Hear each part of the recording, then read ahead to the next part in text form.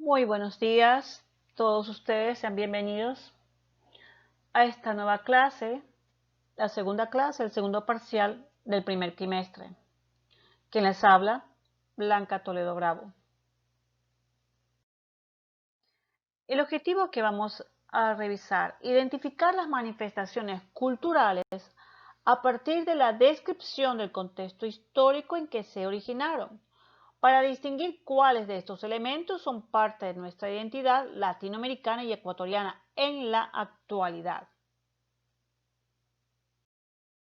La unidad 3, el sistema colonial en los siglos XVI y XVII. Para organizar la mano de obra, los españoles emplearon repartimiento forzado de indígenas reclutados. Observamos las minas, que es un sistema económico de extracción de metales, precios que lo hacían los indígenas en condiciones muy duras. Aparte vamos a ver la encomienda, que es la forma como los españoles recibían una cantidad de indígenas para trabajar en la agricultura. A cambio de la evangelización no existían leyes, por lo tanto era cruelmente explotada. La minería en la primera mitad del siglo XVI, el sostenimiento de la economía basado en los lavaderos de oro, en donde los indígenas encomendados lavaban oro, marga, quilacoya. La sobreexplotación de yacimientos y pérdida de territorios del sur Biobío a finales del siglo, la minería fue decayendo. Tan pronto conquistaron gran parte del continente americano, los españoles comenzaron a organizar un sistema económico basado en la extracción de metales preciosos, el oro hasta 1520 y plata sobre todo desde 1560. En el virreinato del Perú, en la década de 1540, fueron descubiertos yacimientos de plata, entre los cuales se destacó el de Potosí, donde llegó a forjarse una pujante economía que requería mercaderías provenientes de España, intercambiadas por la plata que ahí se producía para acuñar monedas para la corona. Potosí llegó a proveer 2/3 de la plata que ingresaba a España. Por otra parte, de los yacimientos del virreinato de Nueva España extraían oro, plata, cobre y hierro. El principal yacimiento fue el de Zacatecas. La minería fue la actividad económica privilegiada durante la primera etapa de la colonización, pues la teoría preponderante era el mercantilismo, que basaba la riqueza en la acumulación de metales preciosos. Para ello, los colonos enviaban el 20%, el impuesto del quinto real, de lo extraído a la corona, bajo la premisa de que las bulas papales otorgaban la propiedad del subsuelo a los reyes. El trabajo en las minas era desarrollado por los indígenas. En principio, la extracción era superficial hasta que los colonos emplearon técnicas más avanzadas que obligaban a los indígenas a internarse hasta 2 semanas en los yacimientos en condiciones muy duras.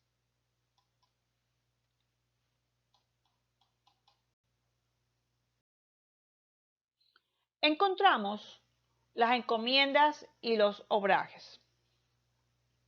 La encomienda consistía en la entrega de un grupo de indígenas a un español para su protección, educación y evangelización, a cambio de cobrar el encomendero un tributo. En teoría, los indios pagaban el tributo como obligación de vasallos de la corona a cambio de beneficios o supuestos beneficios de la civilización española.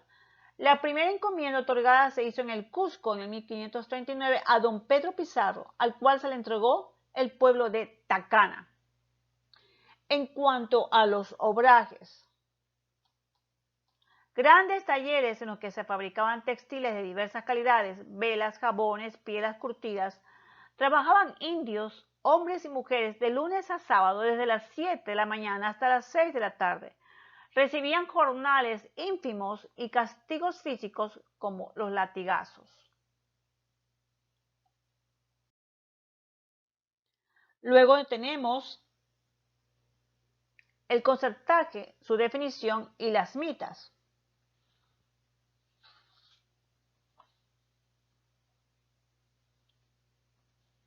En el concertaje, en la medida en la que fue cesando la actividad minera, ya en el siglo XVII la hacienda se consolidó como sistema de trabajo e institución social sustentado en el progresivo crecimiento de la actividad agropecuaria. En esta segunda etapa de la economía colonial, la tierra adquirió un gran valor económico. El patrón entregaba a los peones créditos en especies a elevados precios que los mantenían endeudados y dependientes. En cuanto a las mitas, el trabajo tributario colectivo en los Andes llamado mita y en México coatequiti fue adaptado y aplicado por los españoles, pero con un sentido muy distinto al que se le dieron los pueblos indígenas.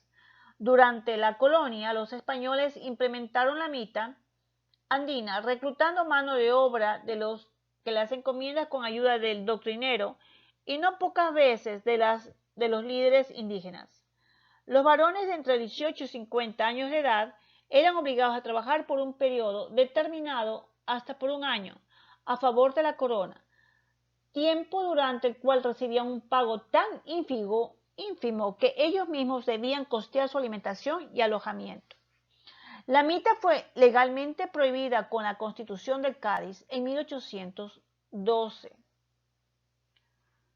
Observamos que los trabajadores peones vivían en haciendas con sus familias, se concertaban, o sea, se comprometían con los patrones o dueños para el trabajo, por eso se llamaban conciertos. Tenían un salario, pero nunca lo recibían, porque estaban tan endeudados con los patrones, a veces que los peones recibían del hacendado una porción de tierra, el guasipungo, que lo trabajaban con su familia, por ello se llamaban guasipungueros. Las deudas no terminaban ni con la muerte del peón, concierto, pasaban a su viuda y a sus hijos.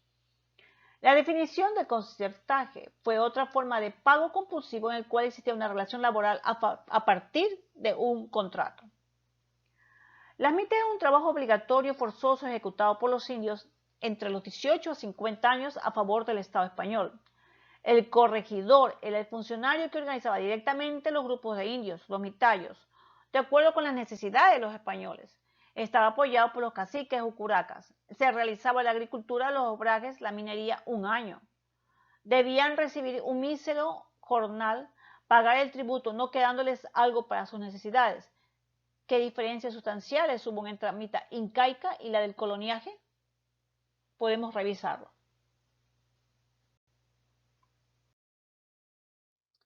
En cuanto a la consolidación del latifundio, otra forma de organización de la mano de la obra y la propiedad de la tierra fue el latifundio, una gran extensión de terreno de miles de hectáreas generalmente en manos de una sola persona, el latifundista destinada a la explotación agrícola. Aparte de la vasta extensión del terreno, el latifundio se caracteriza por un uso ineficiente de los recursos disponibles, bajos rendimientos unitarios, utilización de la tierra por debajo de su nivel de máxima explotación, baja capitalización y bajo nivel tecnológico, mano de obra empleada en condiciones precarias y en consecuencia con bajo nivel de vida. Con la recesión textil, la explotación agrícola cobró gran importancia. La consolidación del latifundio como eje de todo el sistema económico, que se dio en buena parte a costa de las propiedades de las comunidades indígenas, a quienes se compró en forma forzada o simplemente se les despojó de la tierra. A mediados del siglo XVIII, el latifundio se había consolidado en la región serrana de la Audiencia de Quito. En la siguiente diapositiva pueden observar ustedes un resumen con las principales características de la encomienda, el obraje, la mita, el concertaje y el latifundio. En la encomienda fue una institución socioeconómica mediante el cual un grupo de individuos debían retribuir a otro el trabajo, especie por medio, para disfrutar de un bien, una prestación que hubiese recibido.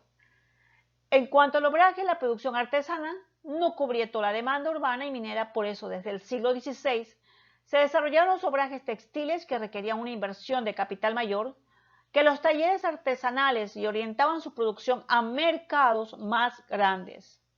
En cuanto a la mita, fue un sistema de trabajo obligatorio utilizado en América, específicamente en la región andina, tanto en la época incaica como en la posterior a la conquista española. El porcentaje en 1601 se estableció el concierto de los trabajadores por el cual estos acordaban laborar para determinado propietario a cambio de un jornal, de un sueldo. En el latifundio, a principios del siglo XVII, había en el virreinato peruano unos 300 obrajes, lo que nos da una idea de su importancia. La baja calidad y sus menores precios fueron determinantes para garantizar su supervivencia bajo la competencia europea.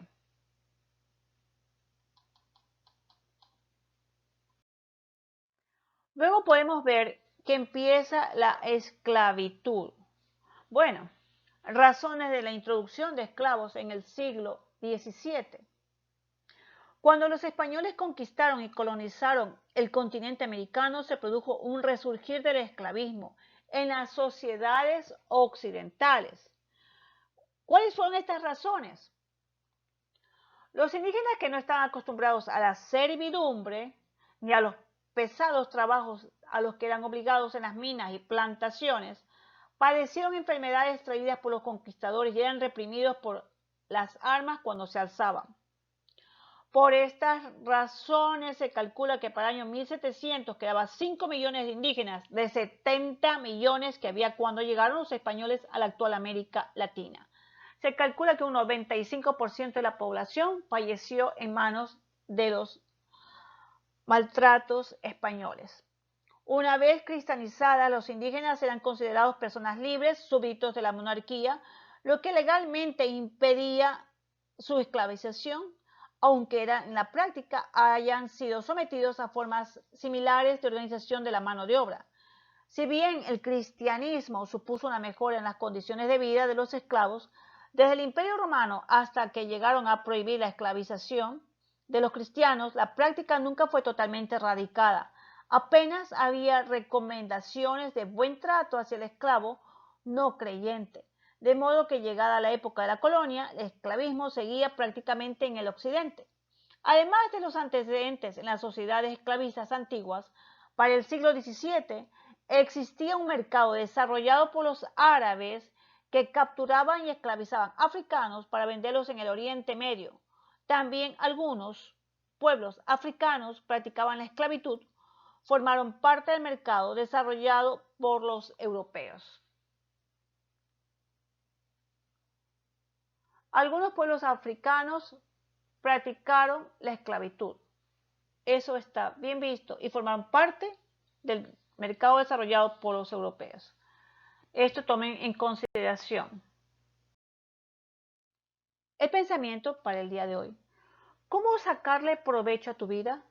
Aliméntate sanamente, mira menos televisión, madruga, escucha y ama más, habla menos, disfruta de tu familia, lee más libros, viaja más, conoce nuevas personas, quéjate menos, agradece, vive más.